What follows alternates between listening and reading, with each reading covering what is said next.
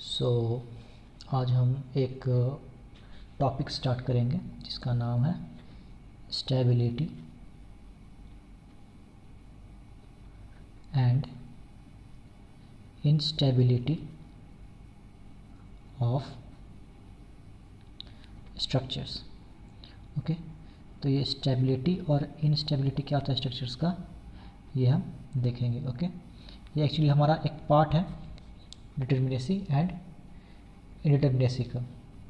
Okay, तो हम देखते हैं what is stability of A structure and what is हमारा स्ट्रक्चर जो है स्टेबल कब होगा और इनस्टेबल कब होगा। तो हमारा स्टेबिलिटी जो होता है ये हमारा दो टाइप से हो सकता है, या तो हमारा एक्सटर्नल स्टेबिलिटी हो सकता है या फिर हमारा इंटरनल स्टेबिलिटी हो सकता है। ठीक है, एक्सटर्नल स्टेबिलिटी जो हमारा है वो हमारा इजी टू कैलकुलेट होता है, बट इंटरनल स्टेबिलिटी अगर हम चेक करते हैं तो ये थोड़ा सा कॉम्प्लिकेटेड होता है। Okay, internal stability. तो पहले हम एक्सटर्नल स्टेबिलिटी का बात करते हैं। तो what is external stability. Okay, तो इसका डेफिनेशन अगर होता है if a body is sufficiently constrained means body is sufficiently constrained, okay, by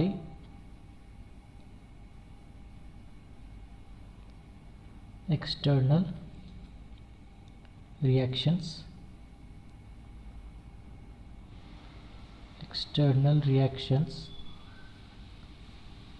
such that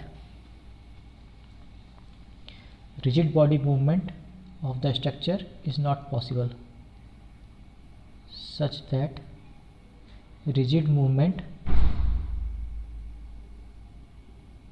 of the structure is not possible। Okay, यानी कि हमारा इसको डेफिनेशन आप लोग लिख लीजिए, बेटर रहेगा। हमारा बॉडी स्टेबल एक्सटर्नली कब स्टेबल होगा, जब हमारा पूरा बॉडी का रिजिड मूवमेंट पॉसिबल नहीं होगा। ओके, जैसे सपोज करते हैं हमारा एक ये स्ट्रक्चर है, ये रोलर सपोर्टेड पे हमारा बीम है। ओके, इसमें रिएक्शंस ऐसा आएगा अपवर्ड की तरफ। अगर हमारा कोई लोड वर्टिकली डाउनवर्ड लगता है तो रिएक्शंस अपवर्ड आता है। ओके, रिएक्शंस हमारा अपवर्ड आएगा। ओके, तो अगर इस बॉडी पे कोई हमारा अगर हल्का सा भी हॉरिजॉन्टल फोर्स एक्ट करता है तो ये पूरा बॉडी का मूवमेंट होना स्टार्ट हो जाएगा। ये हमारा सपोर्ट रोल करेगा और ये इस डायरेक्शन में मूव करना स्टार्ट कर देगा। तो ये हमारा बॉडी जो है पूरा होल बॉडी का मूवमेंट हो रहा है, इसलिए ये बॉडी हमारा एक्सटर्नली अनस्टेबल है। ओके, तो ये एक एग्जांपल हो गया एक्सटर्नली अनस्टेबल का। ओके, तो what are the conditions for external stability. एक और अगर एग्जांपल देखते हैं, अगर हमारा ये एक बॉडी है और ये एक रोलर सपोर्टेड पे सपोर्ट किया गया है। ओके, यहाँ से एक हमारा रिएक्शन आएगा, एक यहाँ से एक रिएक्शन आएगा। ओके, अगर हम यहाँ पे कोई फोर्स अप्लाई करते हैं तो इस बॉडी में एक मोमेंट क्रिएट होगा जो कि इस बॉडी को इस डायरेक्शन में मूव करा सकता है। ओके, तो ये बॉडी इस डायरेक्शन में रोटेट करेगा और मूव करेगा। तो ये as a whole body movement हो रहा है। तो ये हमारा बॉडी एक्सटर्नली अनस्टेबल। ओके, तो आई गेस इतना चीज़ समझ में आ गया हो। अब हम कुछ पॉइंट्स नोट करेंगे। Okay, necessary conditions for external instability.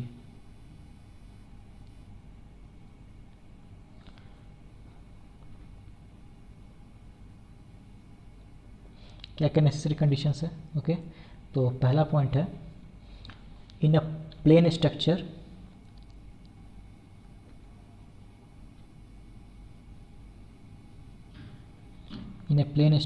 there should be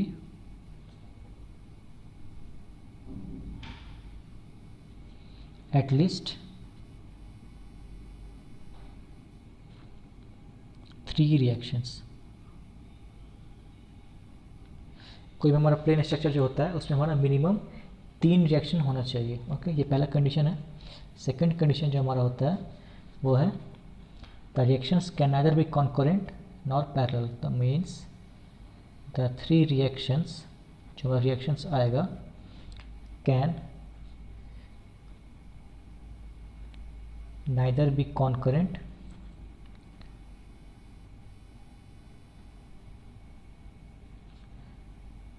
nor parallel. Okay, reaction हमारा कॉन्करेंट नहीं होना चाहिए। मीन्स अगर हमारा कोई बॉडी है, कॉन्करेंट मतलब क्या होता है, हमारा कोई एक पॉइंट पे मीट करता है, मीटिंग एट ए पॉइंट, उसको हम लोग कहते हैं कॉन्करेंट रिएक्शन। जैसे अगर हमारा ये फोर्स और ये फोर्स इस पॉइंट पे आकर के मीट करेगा, ओके, तो ये हमारा फोर्स कॉन्करेंट फोर्स हो गया। ओके, और वो हमारा तो नाइदर भी कॉन्करेंट नहीं होना चाहिए और पैरेलल फोर्सेस नहीं होना चाहिए। कैसे, एग्जांपल के थ्रू देखते हैं। जैसे सपोज करिए हमारा जो लास्ट एग्जांपल ये था, ये रोड सपोर्ट था, तो इस पे जो हमारा रिएक्शन जनरेट होगा वो इस डायरेक्शन में और इस डायरेक्शन में होगा। तो ये फाइनली रिएक्शन हमारा मीट कर रहा है इस पॉइंट पे आकर के। तो यानी कि ये रिएक्शन हमारा कॉन्करेंट हो गया और ये हमारा मिनिमम 2 रिएक्शन भी डेवलप हो रहा है। 3 रिएक्शन, तो 3 रिएक्शन भी नहीं आ रहा है और कॉन्करेंट भी है। ओके, तो ये हमारा एक्सटर्नली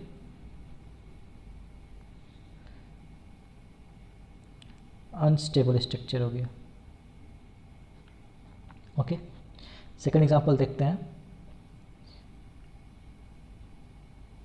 ये केस था हमारा, इस केस में क्या होगा, हमारा पूरा रिजिड बॉडी मूवमेंट होगा। और क्यों, क्योंकि एक रिएक्शन ऐसे आएगा, एक रिएक्शन ऐसे आएगा और एक रिएक्शन इस डायरेक्शन में आएगा। तो ये रिएक्शन हमारा क्या है, R1, R2 और R3 जो है हमारा पैरेलल रिएक्शंस है। तो पैरेलल रिएक्शन होने के बाद हमारा स्ट्रक्चर जो है वो अनस्टेबल हो जाता है। तो ये भी हमारा स्ट्रक्चर अनस्टेबल, एक्सटर्नली अनस्टेबल। हम लोग अभी सिर्फ एक्सटर्नली का बात कर रहे हैं, हमारा स्ट्रक्चर एक्सटर्नली अनस्टेबल होगा या स्टेबल होगा। ओके, तो अगर एक और एग्जांपल देखते हैं हमारा,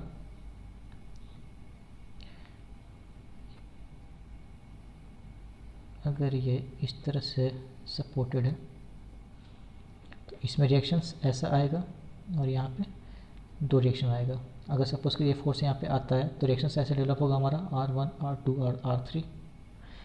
ये R1, R2 और R3 जो है हमारा ये कॉन्करेंट फोर्सेस आ रहा है। ओके,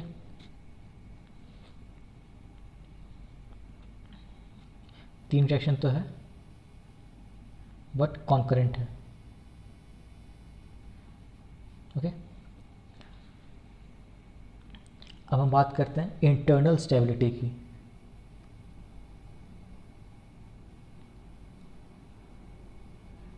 इंटरनल स्टेबिलिटी जो होता है वो हमारा ज्योमेट्री ऑफ स्ट्रक्चर से रिलेटेड रहता है। ओके, हर स्ट्रक्चर का हमारा ज्योमेट्री है वो स्टेबल है या नहीं है।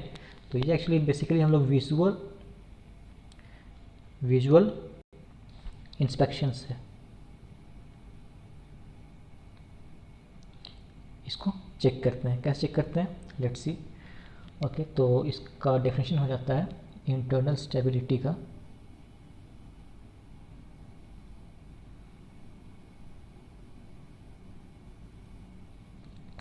when a part of a structure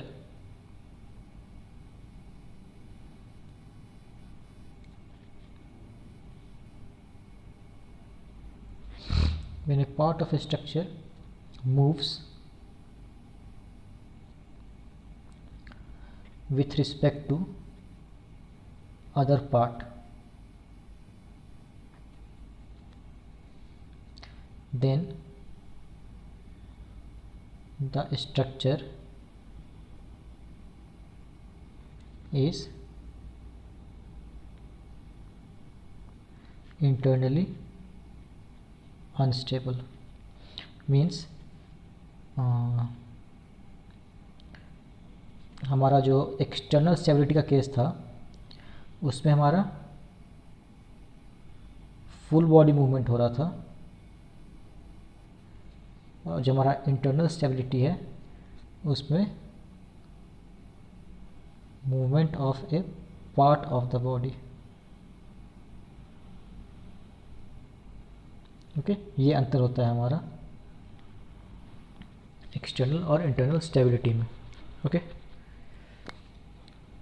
जैसे सपोज करते हैं अगर हमारा ये एक बीम है, ये हमारा हिंज है बीच में, और फिर यहाँ से रोलर सपोर्ट लगा हुआ है,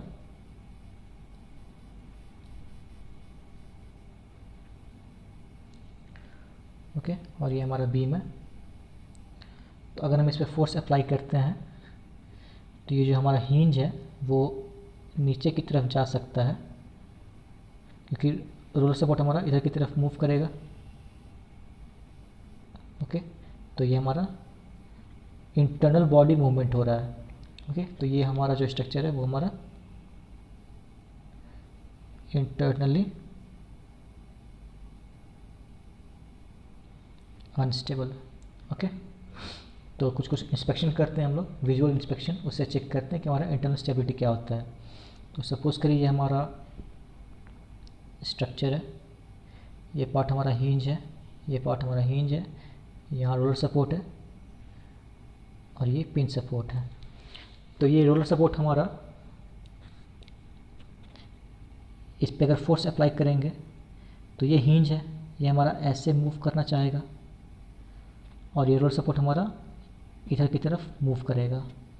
तो ये हमारा ज्योमेट्री में चेंज हो रहा है इस स्ट्रक्चर का, और इंटरनल बॉडी मूवमेंट हो रहा है। इंटरनल बॉडी मूवमेंट या फिर मूवमेंट ऑफ ए पार्ट कह सकते हैं, और movement of part of the body. तो ये बॉडी हमारा क्या हो गया, इंटरनली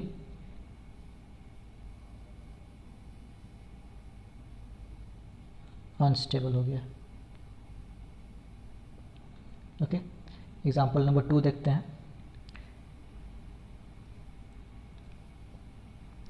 ये हमारा स्ट्रक्चर है,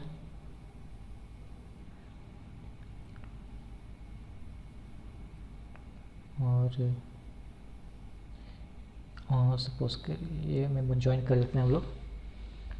इसमें हमारा बॉडी मूवमेंट होगा, ये रोलर सपोर्ट हमारा इधर मूव करेगा, और ये जो पिन स्ट्रक्चर है ये इधर की तरफ मूव कर सकता है। तो इंटरनल बॉडी मूवमेंट यहाँ भी पॉसिबल है, तो ये भी हमारा इंटरनली अनस्टेबल स्ट्रक्चर हो गया। ओके, अब एक एग्जांपल देखते हैं। ये हमारा पिन स्ट्रक्चर है, यहाँ सपोर्ट रोलर है, यहाँ पे हमारा हिंज है और यहाँ पे हमारा हिंज है। ओके, तो क्या इस बॉडी मूवमेंट होगा? रोलर सपोर्ट तो हमारा इधर मूव कर सकता है, ये बॉडी हमारा इधर मूवमेंट हो सकता है, बट ये जो ये वाला हिंज है, ये वाला जो हिंज है इसको ये फिक्स सपोर्ट रोक रहा है, रेजिस्ट कर रहा है। तो इस फिक्स सपोर्ट के चलते हमारा इस बॉडी में मूवमेंट पॉसिबल नहीं होगा, इंटरनल मूवमेंट पॉसिबल नहीं होती। ये जो स्ट्रक्चर हमारा, ये हमारा इंटरनली स्टेबल स्ट्रक्चर है। ओके, आई होप क्लियर होगा ये चीज़। तो कुछ पॉइंट्स नोट करने के लिए हैं, इसको नोट कर लीजिएगा। पहला पॉइंट है, structure can be judged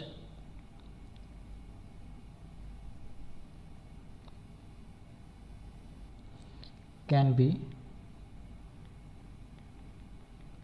judged stable or unstable, stable or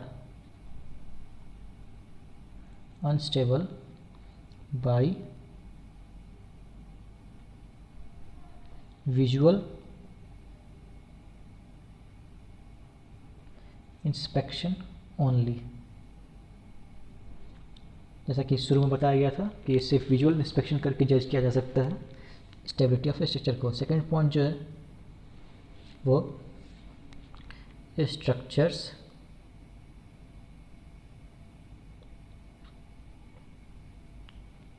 are just only after analysis. ठीक है, एनालिसिस के बाद जज किया जा सकता है। तीसरा पॉइंट हमारा है इफ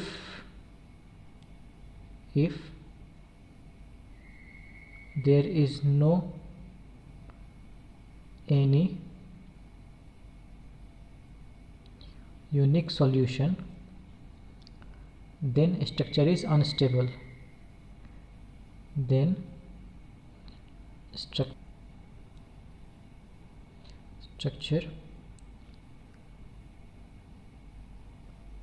is unstable। ओके, अब हम कुछ एग्जांपल सॉल्व करते हैं, उसके थ्रू हम चेक करते हैं कि हमारा स्ट्रक्चर स्टेबल है इंटरनली और एक्सटर्नली या अनस्टेबल है। ओके, तो पहला क्वेश्चन देखते हैं।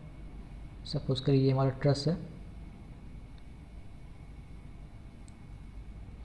ओके, ये हमारा रोलर सपोर्ट है यहाँ पे। तो पहले इसका डीएस निकालते हैं। डीएस का ये ट्रस है तो इसका डीएस क्या होता है m plus R minus 2j। m कितना है हमारा 1 2 3 4 5 6 7 8 9।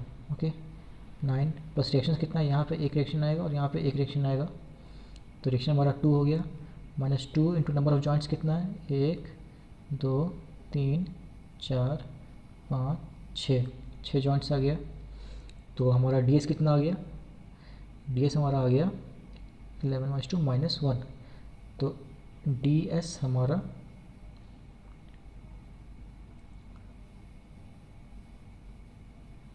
-1 आ गया। ओके, अब हम DSE निकालते हैं। तो DSE क्या होता है R-3। रिएक्शन कितना है 2, एक यहाँ पे और एक यहाँ पे, 2 - 3 इक्वल टू -1, यानी कि DSE जो आया हमारा वो भी -1 आया। ओके, अब DSI कितना होगा, तो DSI DS माइनस DSE यानी कि 0 हो गया।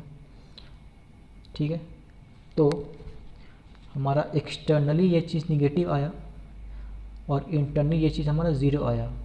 तो इसके चलते हमारा DSE जो हमारा निगेटिव आया ये हमारा एक्सटर्नली अनस्टेबल हो गया।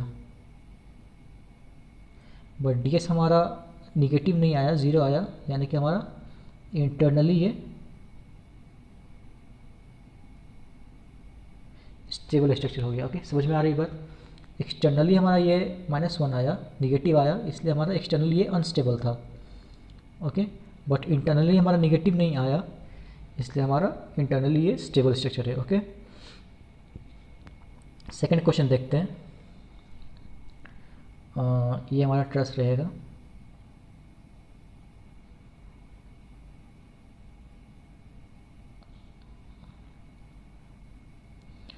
रोलर सपोर्ट रहेगा और ओके, तो पहले इसका डीएस निकालते हैं। तो इसका डीएस कितना आएगा m plus R minus 2j। m कितना है 1 2 3 4 5 6 7 8 9 9 मेंबर से कुछ छूट रह गया, 1 second.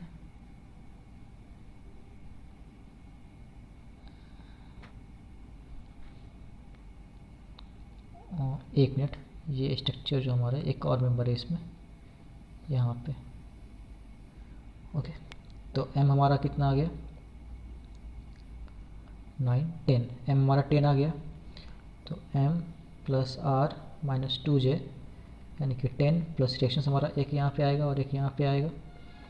10 plus 2 minus 2 into number of joints कितना है 1 2 3 4 5 6, तो डी एस कितना है हमारा 10 प्लस 2 12 माइनस 12 इक्वल टू 0, तो डी एस हमारा 0 आ गया। ओके, अब डी एस ई निकालते हैं कितना आ रहा है, तो ई डी एस ई हमारा हो जाएगा रिएक्शंस माइनस 3, रिएक्शन कितना है 2 माइनस 3, तो डी एस ई हमारा -1 आ गया। तो डी एस आई कितना आ जाएगा D S minus D S ई यानी कि माइनस माइनस प्लस 1 आ जाएगा। ओके, तो हमारा डी एस ई जो है निगेटिव आया, यानी कि स्ट्रक्चर हमारा एक्सटर्नली अनस्टेबल है, बट डी एस आई हमारा पॉजिटिव आ रहा है, यानी कि ये इंटरनली स्टेबल है। ओके, बात समझ में आ रही है, इंटरनली स्टेबल है। और चूंकि हमारा डी एस इक्वल टू 0 आया है, यानी कि स्ट्रक्चर ये हमारा जो ट्रस है वो डिटर्मिनेट ट्रस है। ठीक है, नेक्स्ट क्वेश्चन देखते हैं, प्रॉब्ली ये लास्ट क्वेश्चन होगा शायद। ओके, नेक्स्ट क्वेश्चन आप खुद से प्रैक्टिस कर लीजिएगा, और जो डाउट्स होंगे वो हमें मैसेज करिएगा या व्हाट्सअप करिएगा, कमेंट्स करिएगा, एनीथिंग। ये हमारा ट्रस है, ये रोल सपोर्ट हो गया, ये हमारा पिन सपोर्ट हो गया।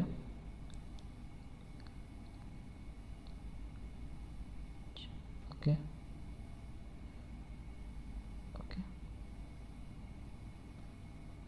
ये हमारा ट्रस है, तो इसका हम डी एस निकालते हैं, तो डी एस हो जाएगा m plus R minus 2j।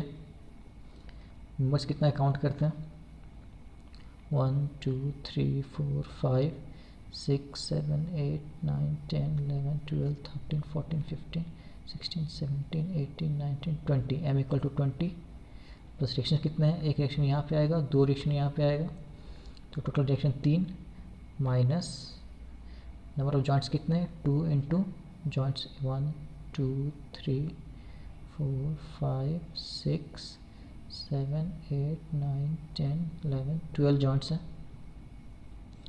तो डी एस कितना आ रहा है हमारा, डी एस आया हमारा 23 माइनस 24 माइनस 1, तो डी एस -1 आ रहा है।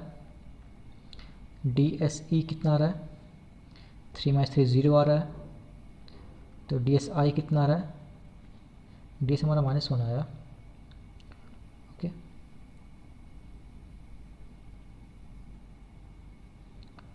D S equal to -1, D S E equal to 0, तो डी एस आई कितना आ गया हमारा D S minus D S E -1। Okay, तो हमारा D S E equal to 0 है, यानी कि हमारा एक्सटर्नली ये स्ट्रक्चर स्टेबल होगा। ओके, डी एस -1 है, ओके, और डी एस आई -1 है, यानी कि हमारा इंटरनली अनस्टेबल होगा।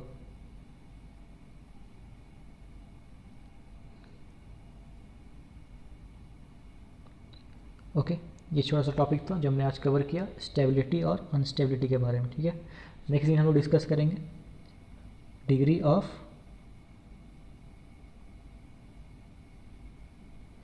Kinematic indeterminacy. ओके, तो हमने अभी तक कवर कर लिया degree of determinacy for frames, beams and truss, ये कवर कर लिया हमने स्टेबिलिटी एंड अनस्टेबिलिटी कवर कर लिया।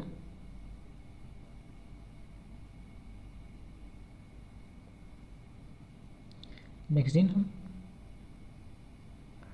Degree of kinematic indeterminacy cover करेंगे, इसको हम लोग डीके बुलाते हैं। ओके, सो कुछ भी डाउट्स रहेगा, you are welcome for any kind of doubts. Okay, so thank you.